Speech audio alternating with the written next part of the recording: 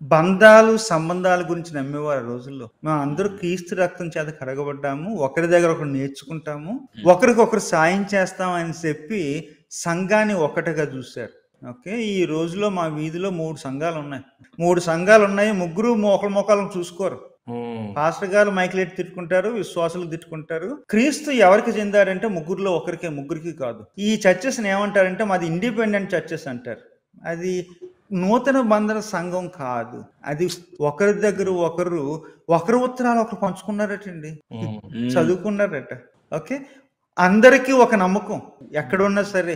పాటలు, ప్రార్థనలు పంచుకున్నవి. సో, ఇప్పుడు ఒకటి సభ ఇలాగా ఒకళ్ళ జ్ఞానం నుండి ఇంకొకళ్ళు నేర్చుకున్నారు కాబట్టి అందుకనే they can be no church which is independent. స్వతంత్ర సంఘం అనేది సంఘం కాదు. ఎందుకంటే మనం సంబంధాల్లో పుట్టాము, సంబంధాలతో పెరుగుతున్నాము.